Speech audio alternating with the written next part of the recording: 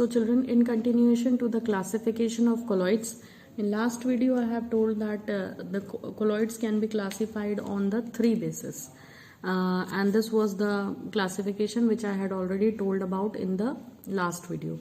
So आपने physical state of dispersed phase and dispersion medium के basis पर colloids का classification देख लिया था कि वो ये 8 तरीके के होते हैं. So this table we have already discussed in the last video. So अभी इसी के continuation में हम second type of classification which is based on the nature of interaction between dispersed phase and dispersion medium, यानी कि dispersed phase अगर solute है और डिस्पर्जन मीडियम अगर सॉल्वेंट है तो इन दोनों की आपस में मिक्सिंग के बाद एफिनिटी कैसी है, इनके बीच का इंटरैक्शन कैसा है, इसके बेसिस पर जो है कैसे इन्हें क्लासिफाई कर सकते हैं ये देखेंगे. और फिर हम इसके बाद पढ़ेंगे कि जो है डिस्पर्स्ड फेज के पार्टिकल्स के बेसिस पे कि पार्टिकल कैसे हैं डिस्पर्स्ड फेज के यानी सोल्यूट के पार्टिकल्स कैसे हैं, इसके बेसिस पे हम कोलॉइड्स का क्लासिफिकेशन देखेंगे. सो सेकेंड जो क्लासिफिकेशन है based on nature of interaction between DP and DM, इसके बेसिस पे कोलॉइड्स दो तरह के होते हैं, लायोफिलिक और लायोफोबिक. यानी आप ध्यान रखना कि सेकेंड टाइप में दो टाइप के हैं. ठीक है, ये सेकेंड क्लासिफिकेशन है ना, फर्स्ट तो ये वाला था. सेकेंड क्लासिफिकेशन में या सेकेंड क्लासिफिकेशन के हिसाब से कोलॉइड्स दो तरह के होते हैं और थर्ड क्लासिफिकेशन के हिसाब से कोलॉइड्स तीन तरह के होते हैं. तो ये आप ऐसे भी याद रख सकते हैं. So let's discuss in detail the second type of classification of colloid, that is based on nature of interaction between. Interaction का मतलब है कि कैसा relationship होगा in between dispersed phase and dispersion medium जब आप इनको आपस में मिलाएंगे. तो कहने का मतलब ये है कि मान लें कि डिस्पर्स्ड फेज को मैं वाटर मान लूं और डिस्पर्जन मीडियम को मैं वाटर मान लूं, यानी सॉल्वेंट है ना. सॉल्वेंट को ही कोलॉइड के केस में डिस्पर्जन मीडियम बोलते हैं. तो अगर मैं इस डिस्पर्जन मीडियम को वाटर मान लूं और डिस्पर्स्ड फेज को मैं स्टार्च मान लेती हूँ कि स्टार्च को पानी में डिसॉल्व किया गया है, तो यह स्टार्च की जगह आप कोई भी एक्स चीज एज्यूम कर लें कि वो पानी में डाली गई है, तो डिस्पर्स्ड फेज आपका कोई भी एक्स सब्सटेंस है. अब वो एक्स सब्सटेंस पानी के साथ कैसा इंटरेक्शन रखता है, इसके बेसिस पे कोलॉइड्स दो तरह के हैं, लायोफिलिक एंड लायोफोबिक सोल्स या लायोफिलिक एंड लायोफोबिक कोलॉइड्स. अब लायोफिलिक का मतलब क्या होता है, इसका मतलब होता है liquid loving. Liquid loving. Philic word का मतलब होता है लव या अट्रैक्शन, और लायोफोबिक फोबिया वर्ड है, फोबिया से फोबिक बना है. फोबिया मतलब होता है डर. तो यहाँ पर क्या है, जो डिस्पर्स्ड फेज है उसको डिस्पर्जन मीडियम से डर लगता है, वो हेट करता है उससे. तो लायोफोबिक का मतलब होता है लिक्विड हेटिंग. सो ये होंगे लिक्विड हेटिंग, या जिनको जो है डिस्पर्जन मीडियम से डर लगता है. तो इसको अपन कैसे समझेंगे, इसको अपन सिंपली ऐसे समझ सकते हैं कि मान लेते हैं, जैसे मैंने कहा था कि डिस्पर्स्ड फेज कोई एक्स चीज है, इसको आपने डिस्पर्जन मीडियम में डाला. डिस्पर्जन मीडियम क्या है, वाटर. अगर इन दोनों के बीच में इंटरेक्शन बहुत अच्छा है, यानी कि डिस्पर्स्ड फेज डिस्पर्जन मीडियम में घुले रहना चाहता है, ठीक है, तब तो वो लायोफिलिक सोल बनाएगा. लायोफिलिक सोल में इन दोनों के बीच में जो अंडरस्टैंडिंग है वो बहुत अच्छी होती है. आप ऐसा कह सकते हैं कि डिस्पर्स्ड फेज डिस्पर्जन मीडियम में घुल जाना चाहता है. क्यों? क्योंकि वो उससे अट्रैक्शन फील करता है. ठीक है, इसीलिए हमने कहा कि वो लिक्विड लविंग है. ठीक है, यानी डिस्पर्जन मीडियम लविंग है. लेकिन लायोफोबिक में क्या होता है कि ये जो चीज एक्स है, ठीक है, ये एक्स चीज जो है वाटर में घुलना नहीं चाहती. तो आप कैसे घोलेंगे जब ये घुलना नहीं चाहती है, तो फिर यहाँ पे कुछ स्पेशल मेथड्स यूज किए जाते हैं कोलॉइड बनने के. तो अगर हम इन्हें डिस्क्रिमिनेट करके पढ़ें तो इनमें हम मेजर डिफरेंसेस लिख सकते हैं कि लायोफिलिक सोल्स में जो है you can say that there is a very strong affinity between dispersed phase, आप पूरा डिस्पर्स्ड फेज वर्ड लिखेंगे, एंड डिस्पर्जन मीडियम. ठीक है, आप लिखते समय शॉर्टकट ना करें क्योंकि फिर वही आदत बन जाती है. सो डीपी एंड डीएम लिखने की बजाय पूरा dispersed phase and dispersion medium लिखेंगे. और यहाँ इसका उल्टा है, क्योंकि ये आपस में कोई एफिनिटी नहीं रखते, so they have low affinity. Lyophobic sols में there is low affinity between dispersed phase and dispersion medium just opposite of each other.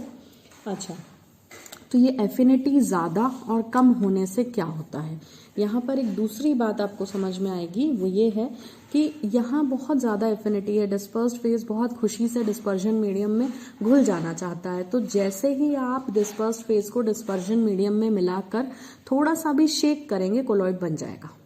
ठीक है, यानी सिर्फ शेकिंग पर, ओनली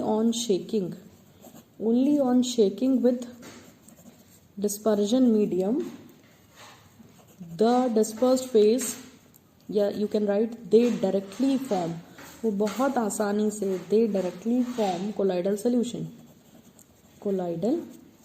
यानी सिर्फ शेकिंग मात्र से, कि दोनों को मिला के एक साथ अच्छे से शेक कर देने से ही लायोफिलिक कोलॉइड्स बन जाते हैं।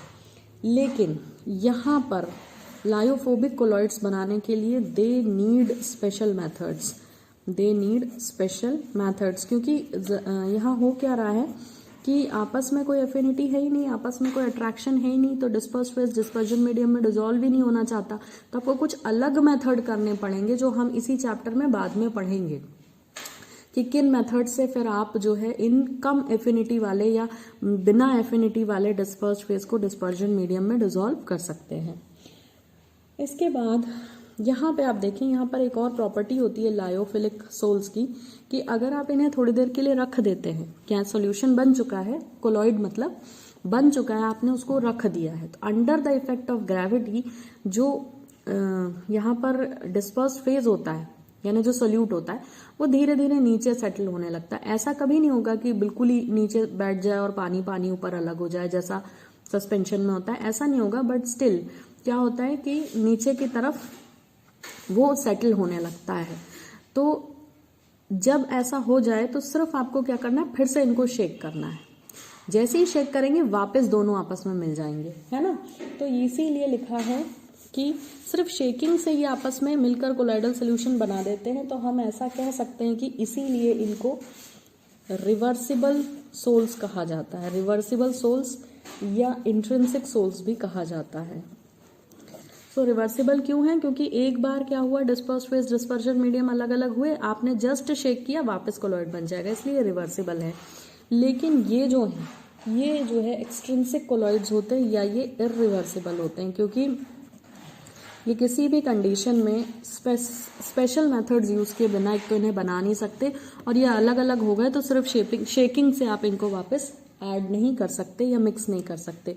तो इरिवर्सिबल के साथ साथ ये एक्सट्रिंसिक भी कहलाते हैं। ठीक है, अब यहाँ पर एक और चीज़ है कि इनको बनाना, लायोफिलिक सोल्स में आपको सिर्फ शेक करना है, तो they are very easy to be formed, बहुत आसानी से सिर्फ शेक करने से बन जाते हैं। लेकिन इनमें स्पेशल मेथड लगता है, तो they are not easy to be formed. Okay, एक और पॉइंट है कि ये स्टेबल होते हैं लायोफिलिक वाले, ठीक है, काफ़ी स्टेबल होते हैं, क्योंकि इनमें काफ़ी अच्छा फोर्स ऑफ अट्रैक्शन आप कह सकते हैं होता है डिस्पर्स्ड फेज और डिस्पर्जन मीडियम के बीच। लेकिन ये जो हैं यहाँ पर ऐसा कोई एफिनिटी और अट्रैक्शन नहीं होता, इसीलिए ये अनस्टेबल होते हैं लायोफोबिक वाले। ठीक है, अब आप देखें कि ये तो हुआ classification of colloids on the basis of nature of interaction, कि कैसा इंटरैक्शन था dispersed phase dispersion medium. Loving interaction था, लायोफिलिक बना लिया, हेटिंग था, लायोफोबिक बना लिया। अब जो तीसरा क्लासिफिकेशन है वो पढ़ेंगे हम, that is depending upon dispersed phase, depending upon the type of particles of dispersed phase. तो जैसे कि मैंने आपको इंट्रोडक्शन में बताया था कि जो डिस्पर्स्ड फेज होता है यानी सल्यूट, उसके पार्टिकल्स कैसे हैं साइज में, है ना। ये साइज वाइज क्लासिफिकेशन मैं बताऊंगी कैसे आप इसे कोरिलेट करके याद करेंगे। तो depending upon particles of dispersed phase colloids तीन तरह के होते हैं, multi molecular, macromolecular and associated colloid. अब इन्हें समझेंगे कैसे, पहला वाला देखते हैं मल्टी मॉलिक्यूलर कोलॉइड। इसको समझने के लिए आपको एक छोटी सी चीज एज्यूम करनी है, ठीक है। मल्टी वर्ड आ रहा है, मल्टी का मतलब क्या होता है, बहुत सारे, एक तरह से आप ये बोल सकते हो मैनी, है ना। यानी इस कोलॉइड में बहुत सारे मॉलिक्यूल्स होते होंगे। अब ये बहुत सारे मॉलिक्यूल्स का कॉन्सेप्ट क्या है? देखिए, जब हमने कोलॉइड की डेफिनेशन पढ़ी थी तो मैंने आपको बोला था कि कोलॉइड जो होते हैं उनका particle size 1 nanometre, particle size मतलब इनके सोल्यूट का, जिसको आप डिस्पर्स्ड फेज बोलते हो, डिस्पर्स्ड फेज का जो साइज है, पार्टिकल साइज, वो 1 नैनोमीटर से 1000 नैनोमीटर के बीच का होता है। ठीक, अब मान लेते हैं कि ऐसा कोई डिस्पर्स्ड फेज मिल गया जिसके पार्टिकल साइज इसके बीच में नहीं फॉल करते, वो इससे छोटे हैं, बहुत छोटे, 1 नैनोमीटर से भी छोटे, यानी 1 से 1000 नैनोमीटर के बीच में इनका पार्टिकल साइज नहीं आता, तो वो कैसे कोलॉइड बनाएंगे? तो वो क्या करेंगे कि ये बहुत छोटे छोटे 1 नैनोमीटर से भी बहुत छोटे छोटे डिस्पर्स्ड फेज के पार्टिकल्स हैं। तो ये पार्टिकल्स क्या करेंगे, ये आपस में कुछ पार्टिकल्स मिलकर एक ऐसा साइज अक्वायर करेंगे जो 1 से लेकर के 1000 नैनोमीटर के बीच का होगा। ठीक है, यानी ये कोलॉइडल रेंज में आ जाएंगे आपस में चिपक कर। तो हुआ क्या कि इन्होंने ऐसे बहुत सारे पार्टिकल्स ने मिलकर ऐसे बहुत सारे मॉलिक्यूल्स बना लिए, और अब ये मॉलिक्यूल्स उठाकर आपने कहाँ डाल दिए, या ये मॉलिक्यूल्स पानी में ही बन रहे हैं। ठीक है, ये वाटर है, डिस्पर्जन मीडियम, और ये जो मॉलिक्यूल्स हैं आपके, जिसमें जो है पर्टिकुलर डिस्पर्स्ड फेज के कुछ एटम्स ने, कुछ पार्टिकल्स ने मिल करके क्या बना लिए, मॉलिक्यूल्स बना लिए। तो ये मॉलिक्यूल्स जो है ये अब जब आप इसमें देखेंगे पानी में डिस्पर्जन मीडियम में, तो ये क्या कहलाएगा, मल्टी मॉलिक्यूलर कोलॉइड, क्योंकि ये कोलॉइड किससे बना, बहुत सारे मॉलिक्यूल्स से बना। और उन मॉलिक्यूल्स का कॉम्पोजिशन क्या है, उन मॉलिक्यूल्स में बहुत सारे छोटे छोटे पार्टिकल्स हैं डिस्पर्स्ड फेज के। और इनने मॉलिक्यूल बनाए क्यों, इनने मॉलिक्यूल इसलिए बनाए क्योंकि ये पार्टिकल्स इतने छोटे थे कि ये इस रेंज में नहीं आ रहे थे, तो कोलॉइडल रेंज में आने के लिए इन्होंने मॉलिक्यूल बनाया। तो मल्टी मॉलिक्यूलर कोलॉइड में क्या होता है कि डिस्पर्स्ड फेज के पार्टिकल्स जो है वो आपस में क्लिंग करके, जुड़ करके बड़े बड़े मॉलिक्यूल्स बना लेते हैं जो जिनका साइज इस रेंज में आए, कोलॉइडल रेंज में। सो यहाँ पर आप अगर प्रॉपर डेफिनेशन लिखना चाहते हैं तो क्या लिख सकते हैं कि on dissolution a large number of atoms और smaller molecules of a substance aggregate together, aggregate का मतलब है जुड़ जाते हैं, aggregate together to form species having size in the colloidal range that is more than 1 nanometre. तो NCERT की जो शुरू की 3 लाइनें हैं वो ही आप इसमें लिख सकते हैं, या फिर जो मैंने आपको समझाया अपने वर्ड्स में भी लिख सकते हैं। इनके एग्जाम्पल में आप जो है सल्फर सोल और जो है कई सारे ऐसे मेटालिक सोल्स होते हैं, उनका एग्जाम्पल आप आराम से इसमें लिख सकते हैं। सो ये मल्टी मॉलिक्यूलर कोलॉइड्स हुए। अब जो अगले हैं वो है मैक्रो मॉलिक्यूलर कोलॉइड्स। अब ये क्या होते हैं मैक्रो मॉलिक्यूलर, इसमें देखें मैक्रो मॉलिक्यूलर कोलॉइड, ये दूसरा तरह का कोलॉइड है on basis of the size of dispersed phase. अब डिस्पर्स्ड फेज को बोल रहे हैं मैक्रो, मैक्रो ग्रीक वर्ड है, मैक्रो का मतलब होता है वेरी बिग, बहुत बड़ा। अब इसमें क्या होता है, सिंगल मॉलिक्यूल, एक सिंगल मॉलिक्यूल जो है वो बहुत बड़ा है साइज में, इज वेरी बिग। सो यहाँ जो सिंगल मॉलिक्यूल है वो पहले से ही वेरी बिग होता है साइज में। वेरी बिग का मतलब वो इस रेंज में होता है, 1 to 1000 नैनोमीटर साइज रेंज में वो ऑलरेडी होता है, इसलिए उसको कुछ करने की जरूरत नहीं। यहाँ पे उनको क्लिंग करना पड़ा क्योंकि वो इस रेंज में नहीं थे, इससे छोटे थे मल्टी मॉलिक्यूलर पे। लेकिन मैक्रो में जो आपका पार्टिकल साइज है वो ऑलरेडी इस रेंज में है, तो उसे जब आप डिसॉल्व करोगे तो वो मैक्रो मॉलिक्यूलर कोलॉइड बना देगा बिना किसी प्रॉब्लम के। और ये सबसे ज्यादा स्टेबल होते हैं क्योंकि ये ऑलरेडी जो है उस पार्टिकल रेंज में है। इनके एग्जाम्पल्स अगर देखें तो आपने जो प्रोटीन्स देखे हैं, प्रोटीन का सोल्यूशन बनाए, स्टार्च घोल ले पानी में या सेल्यूलोज डिसॉल्व कर लें, तो स्टार्च, सेल्यूलोज, प्रोटीन या कोई एंजाइम, ये सारे डिस्पर्स्ड फेज जो है वो मैक्रो मॉलिक्यूलर रेंज में ऑलरेडी होते हैं। तो आप इन्हें अगर पानी में डिसॉल्व करते, एक सिंपल सा एग्जांपल ले ले, स्टार्च लिया 1 चम्मच, उसको पानी में डिसॉल्व कर लिया, तो किस तरह का कोलॉइड बनेगा, मैक्रो मॉलिक्यूलर कोलॉइड। क्योंकि स्टार्च के जो पार्टिकल्स हैं, आपके 12th क्लास में एक प्रैक्टिकल भी है, to prepare the colloidal sol of starch and गम।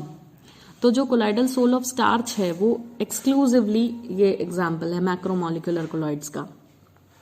ठीक है, तो आप अपनी प्रैक्टिकल की बुक अगर रेफर करेंगे तो आपको प्रॉपर समझ आएगा कि वो प्रैक्टिकल इसी चैप्टर पर बेस्ड है और इसी क्लासिफिकेशन पर बेस्ड है। ओके, तो जो है ये तो हुए नेचुरल कोलॉइड्स बनाने के तरीके के, स्टार्च ले लिया। अब आर्टिफिशियल मैन मेड भी कुछ मैक्रोमोलिकुलर कोलॉइड्स होते हैं, जैसे nylon, polystyrene and synthetic rubber, polythene, ये सारे भी जो है मैक्रोमोलिकुलर कोलॉइड्स का एग्जाम्पल है। इसके बाद जो थर्ड और लास्ट कोलॉइड आते हैं, इनके बारे में आप 10th क्लास में ऑलरेडी पढ़ चुके हैं, नॉट लाइक दिस बट आपको फेयर आइडिया है।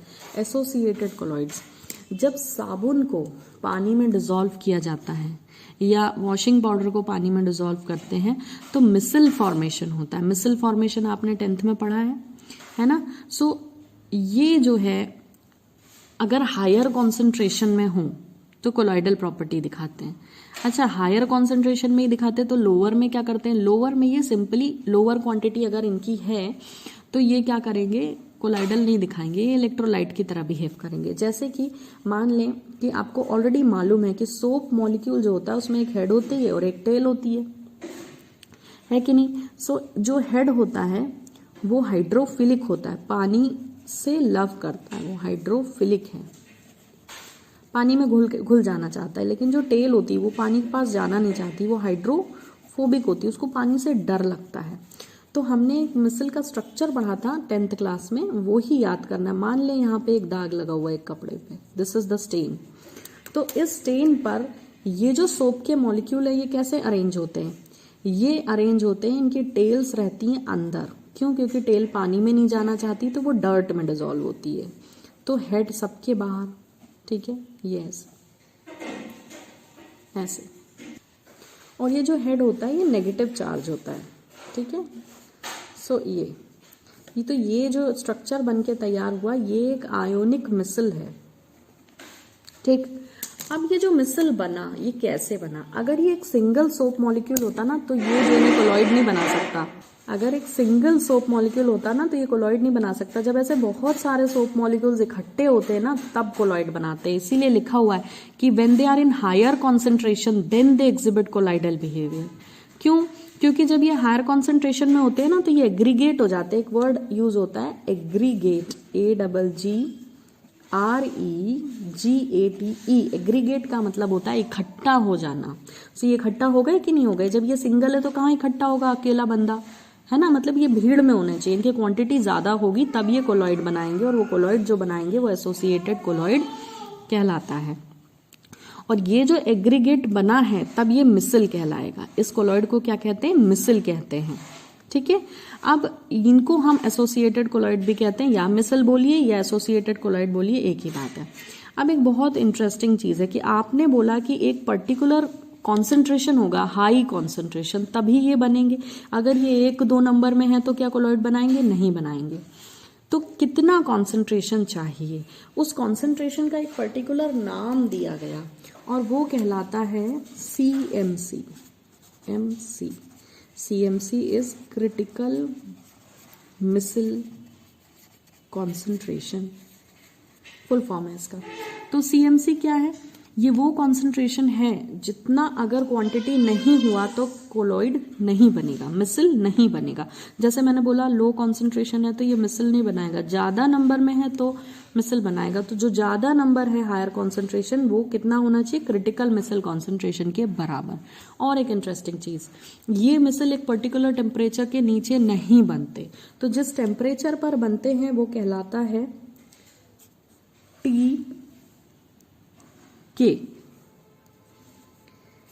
K for craft. सो ये टेम्परेचर कहलाता है क्राफ्ट टेम्परेचर। अब आपने देखा होगा कि अगर आप ठंडे पानी में डिटर्जेंट डालते हो ना तो ज्यादा झाग नहीं बनता। कई बार बहुत ठंडी होती है, जब सर्दियां होती हैं तो ठंडा पानी में झाग बनता ही नहीं है ना। तो पानी क्या करना पड़ता है? गर्म पानी लेना पड़ता है। गर्म पानी में आपने सुना होगा कपड़े अच्छे साफ होते हैं। क्यों? क्योंकि झाग ज्यादा बनता है। जो सोप मॉलिक्यूल है, डिटर्जेंट मॉलिक्यूल है, वो अच्छे से काम कर पाते हैं। तो क्राफ्ट टेम्परेचर पर मिसल फॉर्मेशन होगा। और कब होगा? जब कॉन्सेंट्रेशन जो है ज्यादा हो।